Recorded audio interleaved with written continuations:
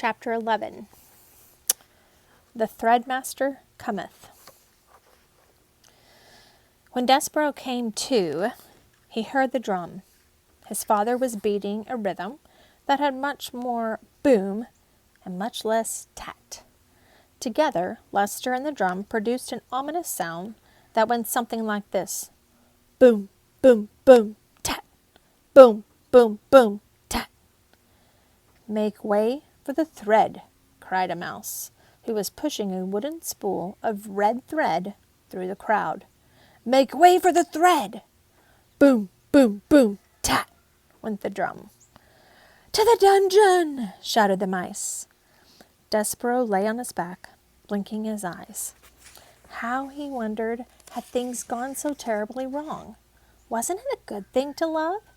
In the story, in the book, love was a very good thing, because the knight loved the fair maiden he was able to rescue her. They lived happily ever after. It said so in the book. They were the last words on the page. Happily ever after. Despereaux was certain that he had read exactly those words time and time again. Lying on the floor with the drum beating and the mice shouting and the threadmaster calling out, "Make way! Make way!" Despereaux had a sudden chilling thought. Had some other mouse eaten the words that spoke the truth? Did the knight and the fair maiden really not live happily ever after? Reader, do you believe that there is such thing as happily ever after? Or like Despereaux, have you too begun to question the possibility of happy endings? "Happily ever after," whispered Despereaux.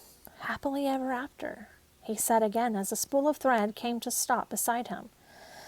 "The thread, the thread, the thread," murmured the mice.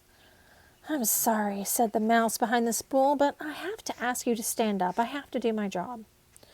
Despereaux got slowly to his feet. "On your hind legs, please," said the threadmaster. "It's the rules." Despereaux stood on his hind legs. "Thank you," said the mouse. "I appreciate it."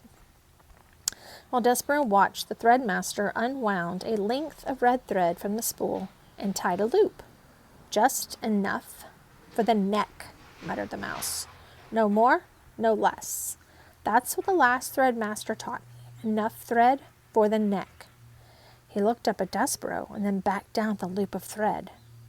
"And you, my friend, have a small neck." The threadmaster raised his arms and put them around Despereaux's neck. He leaned in close, and Despereaux smelled celery. He could feel the threadmaster's breath in his hair as he worked at tightening the thread. "Is she beautiful?" the threadmaster whispered. "What?" said Despereaux. "Shh! Is the princess beautiful?" "The Princess P?" "Yes." "She is lovely beyond all imagining," said Despereaux. Here's the picture of the threadmaster with the thread. And the mouse council. Do you see them all around him? And then the little loop that's going to go on his neck. "Just right," the threadmaster said. He drew back. He nodded his head. "A lovely princess, just so, like a fairy tale. And you love her, as a knight loves a maiden. You love her with a courtly love, a love that is based on bravery and courtesy and honor and devotion. Just so." "How do you know that?" Despereaux said. "How do you know about fairy tales?" "Shh!" The mouse leaned in close, and Despereaux smelled celery again, green and alive. "Be brave, friend," whispered the threadmaster. "Be brave for the princess." And then he stepped back and turned and shouted, "Fellow mice, the thread has been tied. The thread has been knotted."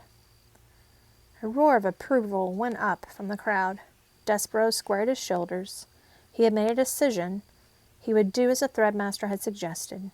He would be brave for the princess. Even if, reader, could it be true? There was no such thing as happily ever after.